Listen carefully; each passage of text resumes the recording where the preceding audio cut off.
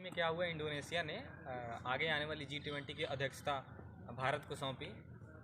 इसके चलते G20 खबरों में आया। तो हम जान लेते हैं कि G20 क्या है, इसके उद्देश्य क्या है, कार्य कैसे करते हैं, G20 की थीम क्या है इंडिया में, और भारत की क्या भूमिका रहने वाली है G20 को लेकर, इस पर थोड़ा बात कर लेते हैं। तो सबसे पहले G20 19 देशों और एक यूरोपियन संघ का एक समूह है जो 1999 में जो क्राइसिस आया था उस वित्तीय अस्थिरता को स्टेबल करने के लिए बनाया गया था। इसकी संरचना की थोड़ी बात कर लेते हैं। तो इसकी संरचना कुछ यूँ समझिए, तो सबसे पहले तो ये वित्तीय स्थिरता के लिए बनाया गया था, लेकिन धीरे धीरे समय विश्व के डिमांड को देखते हुए, परिस्थितियों को डिमांड को देखते हुए इसके कार्यशैली में डायमेंशन बढ़ाए गए। जैसे आतंकवाद के मुद्दे पर, ऊर्जा के मुद्दे पर, सतत विकास के मुद्दे पर अपने पांव पसारते गया। इसकी जो कार्यशैली है, इसकी कार्यशैली हम दो भागों में देख सकते हैं। पहली कार्यशैली एक फाइनेंशियल स्टेबिलिटी के रूप में करता है, और दूसरी कार्यशैली जो होती है वो उस देश के विकास और ये आतंकवाद जैसे मुद्दों पर करता है। जैसे कि फाइनेंशियल ट्रैक के मुद्दे पर देखा जाए तो फाइनेंशियल ट्रैक के मुद्दे पर जितने भी G20 के देश हैं उनके वित्त मंत्री और ये वहाँ के केंद्रीय बैंक के गवर्नर और वर्ल्ड बैंक और IMF के जो प्रतिनिधि होते हैं वो आके मिलते हैं, और वे लोग वित्तीय स्थिरता के मुद्दे पर केवल बात करते हैं। और दूसरा जो समूह है कार्य करने की, वो है शेरपा। शेरपा का काम ये होता है कि प्रत्येक देश के जितने भी प्रतिनिधि होते हैं वो यहाँ का मतलब प्रत्येक देश अपने अपने एक शेरपा को चुनते हैं। वो लोग जाते हैं, वे सब सामाजिक विकास वाले मुद्दे को देखते हैं। सामाजिक विकास में क्या, ऊर्जा, सतत विकास, आतंकवाद, इन सारे मुद्दों को वो लोग देखते हैं। तो इस प्रकार पूरे साल G20 की मीटिंग चलती रहती है। और G20 में सहयोगी संगठन भी होते हैं। सहयोगी संगठन के रूप में वर्ल्ड बैंक हो जाते हैं, वो IMF जैसी संस्थाएं हो जाती है, अंतर्राष्ट्रीय लेबर संगठन जैसी संस्थाएं हो जाती है। और ये G20 खुद ने एक FSP नाम की टोरंटो क्या बोलते हैं कि सम्मेलन में एक FSP नाम की एक संगठन ही बनाया है जो वित्तीय स्थिरता को बनाए रखता है। तो संगठन सहयोगी संगठन के रूप में ये हो जाते हैं। अब देखते हैं कि ये तो हो गया G20 की एक रूपरेखा, G20 क्या है, कैसे काम करता है, इसकी क्या भूमिका है। अब देखते हैं कि भारत को जो ये प्रेसिडेंसी मिली है, तो भारत के G20 में क्या आयाम हो सकते हैं, भारत कितना सक्षम करने के लिए, और भारत को क्या फ़ायदा है इससे। सबसे पहली बात थी, भारत इस समय 5th लार्जेस्ट इकॉनमी वाला देश है। तो 5th लार्जेस्ट इकॉनमी वाला जैसे ये देश बना, तो इस समय उसको एक प्रेसिडेंसी मिलना अपनी ताकत को, अपने विश्व में अपने वर्चस्व को दिखाने के लिए एक बहुत सुनहरा मौका है इस लिहाज से। और इंडिया एक ये डेवलपिंग कंट्री है, और G20 समूह में डेवलपिंग और डेवलप्ड कंट्री दोनों एक साथ आते हैं, जो ये क्या बोलते हैं कि विकसित और विकासशील के बीच की रेखा को पाटना चाहते हैं, दोनों को समन्वय स्थापित करना चाहते हैं। तो इस लिहाज से इंडिया एक विकासशील देश है, अपनी लीडरशिप क्वालिटी से ये दिखाना चाहता है कि हम लोग समन्वय के रास्ते पे चलेंगे, और ऐसा कुछ है। G20 की सदस्यता ये क्या बोलते हैं प्रेसिडेंसी को लेकर इंडिया के अपने कुछ उद्देश्य हैं।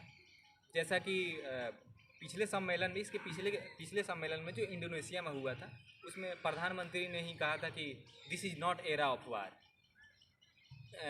मतलब प्रधानमंत्री का वक्तव्य था। उसी प्रकार आने वाले मतलब ये इस सम्मेलन में इंडिया की थीम ही है वसुधैव कुटुंबकम, यानी कि पूरा परिवार, पूरा जो संसार है हमारा एक परिवार है, हम इसको परिवार के रूप में देखते हैं। और यहाँ की जो डिप्लोमेसी है, इंडिया की जो डिप्लोमेसी है G20 को लेकर 3-4 जो मुख्य मुद्दे हैं उन पर बात करना चाहती है। जैसे कि sustainable development, women empowerment, energy, climate change, और विश्व में जितने भी युद्ध हो रहे हैं, मतलब रसिया यूक्रेन को मद्देनज़र रखते हुए उस पर एक अलग दिशा बनाने की।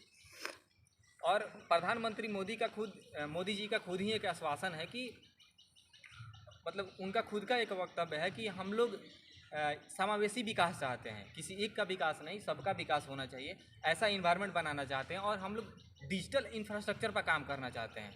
डिजिटल इंफ्रास्ट्रक्चर का मतलब उन्होंने ये बताया कि डिजिटल इंफ्रास्ट्रक्चर के माध्यम से पूरे देशों में आर्थिक विकास हो सकता है, अगर उसकी पहुंच सारे देशों के पास हो सके। तो निम्न आय वाले देशों के पास भी डिजिटल इंफ्रास्ट्रक्चर की वो पहुंचाना चाहते हैं। तो इंडिया का ये मुद्दा है। और इंडिया ने इसके पीछे साल देखा जाए तो पिछले साल में कोविड-19 में काम किया है, बहुत सारे देशों की सहायता भी की है। तो एक लीडरशिप क्वालिटी के रूप में काफ़ी अहम मुद्दा हो जाता है। जैसे कि हम लोग बार बार बात करते हैं कि यूएनएससी की सदस्यता हम लोग की चाहिए, एनएसजी की सदस्यता चाहिए, या फिर और बड़े बड़े संगठनों की सदस्यता चाहिए। तो अगर आपके पास लीडरशिप क्वालिटी की एक प्रूफनेस रहेगी, उसके बाद वैश्विक दबाव भी बन सकता है या फिर और सारी चीज़ें हो सकती है। तो इस लिहाज से इंडिया के लिए काफ़ी महत्वपूर्ण हो जाता है। लेकिन जो G20 समूह है, इसमें कुछ खामियां भी है। सबसे बड़ी खामियां ये आती है कि इसका जो मैनेजमेंट सिस्टम है, प्रबंधन के सिस्टम है, ये आम सहमति पर है। मतलब सभी देशों की आम सहमति पर है। ये नहीं कि एक वोटिंग वाला कुछ हो कि सारे देश वोट करें, उसके बाद प्रेसिडेंट जो देश करता है, लीड करता है, वो वोट करे, तो उस प्रकार से निर्णय लिए जाए, ऐसी कोई व्यवस्था नहीं है। और दूसरी बात यह है कि इसके जो भी निर्णय होते हैं वो बाध्यकारी नहीं है, किसी देश के लिए सलाहकारी हैं या फिर ये सुझाव वाले हैं। तो ये सबसे बड़ी एक खामी हो जाती है।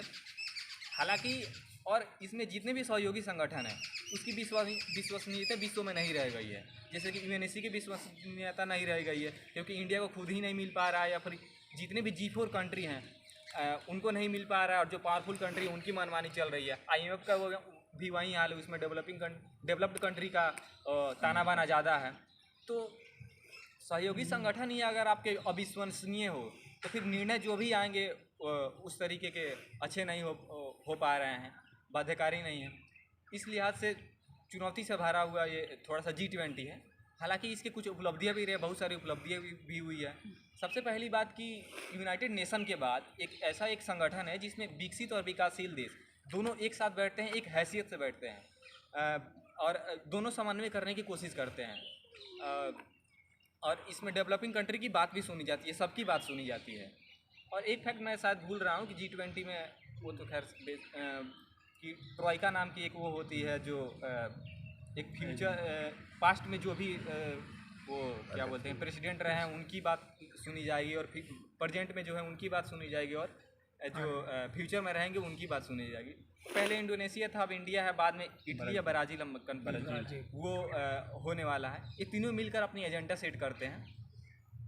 अब देखते हैं कि इतनी सारी बातों के अलावा वे फॉरवर्ड क्या हो सकता है। तो सबसे पहले बात तो एक मैनेजमेंट सिस्टम इसका बनाना चाहिए, इसकी एक बॉडी काम करे। और G20 में क्या है ना, इसका कोई नया क्या बोलते हैं सचिवालय नहीं है, सेक्रेटेरिएट नहीं है, कोई एक स्पेशल स्थान नहीं है जैसे यूएनएससी का है, यूएन या फिर और सारे संस्थानों का है। तो एक सचिवालय बैठना चाहिए जहाँ पर मैनेजमेंट सिस्टम बैठे और प्रेसिडेंसी के अलावा भी उस पर बात हो।